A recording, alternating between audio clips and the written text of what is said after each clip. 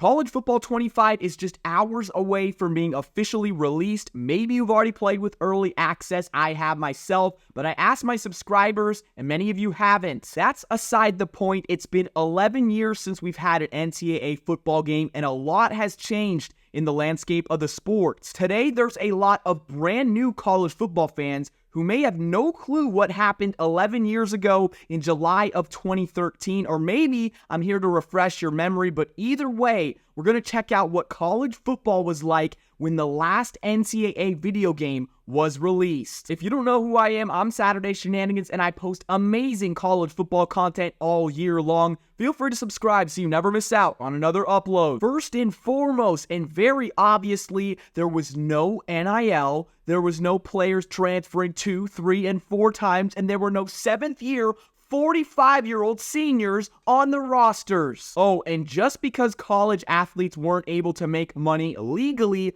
does not mean that they weren't doing it under the table. It was happening all the time right in front of our eyes. Second, there was 5, no, not 4, power conferences. I firmly believe that in the early 2010s, it was one of the most even playing fields we had. One more thing before I really start diving into it. ESPN still had this classic aesthetic.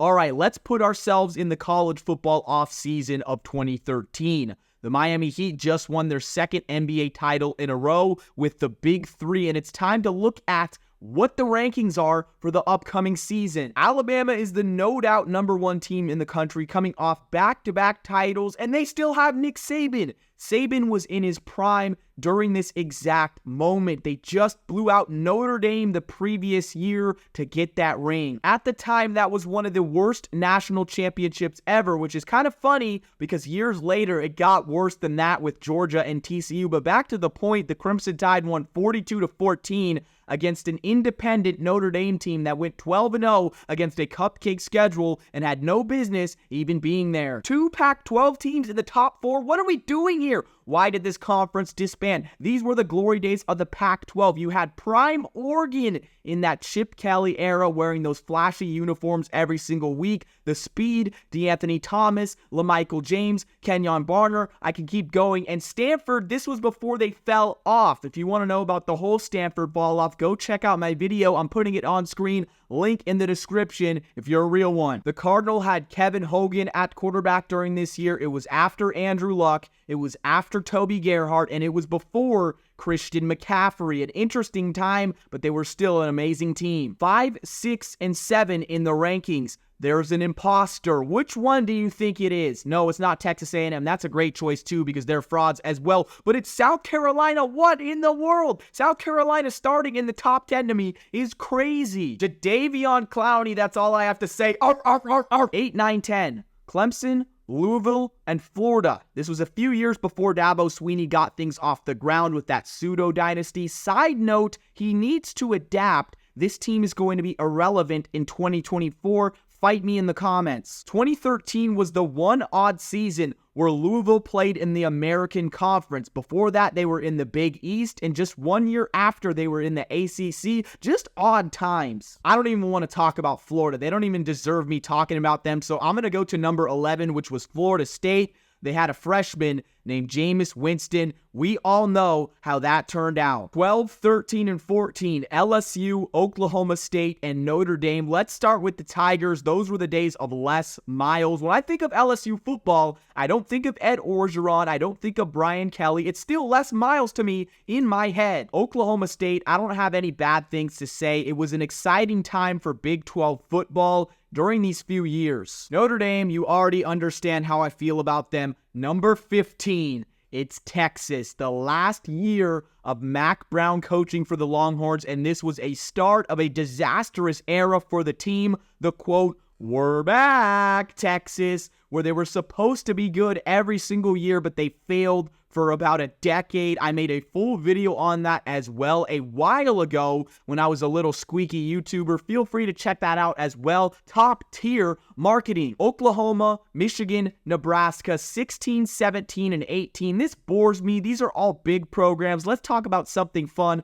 Boise State at number 19. Who remembers the magic of the Broncos, the blue turf in the late 2000s to the early 2010s? You know what? I'm making my next video on Boise State. I swear. This team went 7 straight seasons winning 10 or more games. Now you could say, oh, they played in an easy conference, the WAC. Transitioning towards the Mountain West. They beat your favorite team in a big bowl game, most likely, and it's an absolute tragedy. This Boise State team was never invited to a Power 5, and the big reason is because of their market. We all know that. Another former WAC team right behind the Broncos, it's TCU. TCU did make it into a Power 5. They had a really bad 2013 season, but it felt like they were always in the mix. UCLA, Northwestern, Wisconsin. Let's talk about the Badgers. That was an incredible run they have. No, they never won the Big Ten during those early 2010s years. However, they were throwing in a brand new running back, what it felt like every single year, and bro would just run for over 1,000 yards. That offensive line, it was crazy. Number 24, USC. They were still feeling the horrible hangover of losing Pete Carroll. Lane Kiffin, yes, that guy